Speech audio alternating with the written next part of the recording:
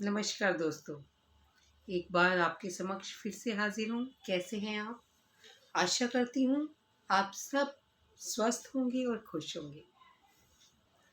अपनी आंखों के सामने अन्याय होता हुआ देख चुप रहना अन्याय करने के ही समान है। यदि आप अन्याय के खिलाफ आवाज़ नहीं उठा सकते तो आप किसी से न्याय की उम्मीद भी नहीं कर सकते।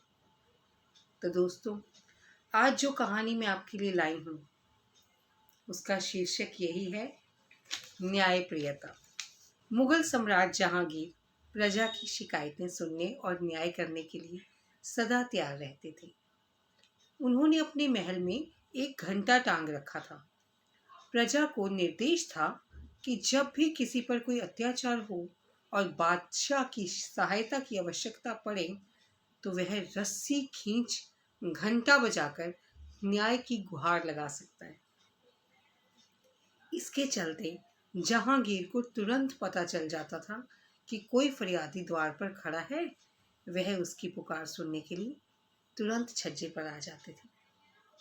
एक दिन शाम को किसी ने रस्सी खींची, घंटा बजा और जहांगीर तुरंत छज्जे पर आ गए। नीचे एक गरीब धोबिन जोर जोर से रो रही थी। बादशाह के पूछने पर उसने बताया, जहां पना किसी ने महल से तीर मारा जो मेरे पति को लगा और उससे उनकी तत्काल मृत्यु हो गई।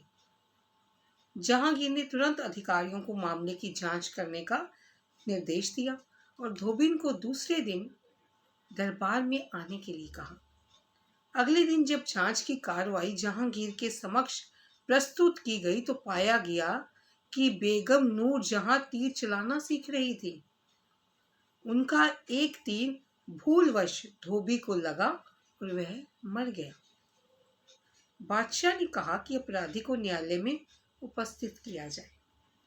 मंत्रियों ने कहा, बादशाह से निवेदन है कि बेगम के पद का ध्यान रखते हुए उन्हें न्यायालय में बुलाना अनुचित और अपमानजनक होगा। सबने इस बात का विरोध किया।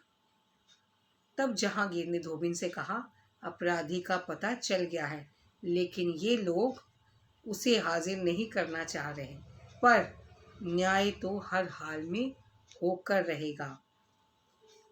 उन्होंने धोबिन के हाथ में एक कटार देते हुए कहा, मेरी बेगम ने ही आपको विधवा किया है।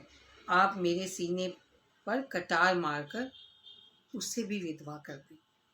यह सुनते धोबिन थर थर कांपने लगी और हाथ जोड़कर बोली, मेरे साथ न्याय हो गया महाराज। बेगम से अनजाने में अपराध हुआ, मैं उन्हें क्षमा करती हूँ और आपकी इस न्यायप्रियता को मैं नमन करती हूँ। ये ही है असली न्याय।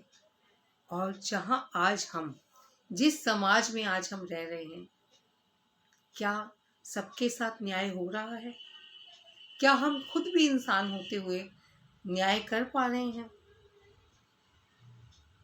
समाज में संतुलन बनाए रखने के लिए न्याय की एक व्यवस्था होना अति आवश्यक है। तभी हम कहेंगे उसे एक समृद्ध समाज।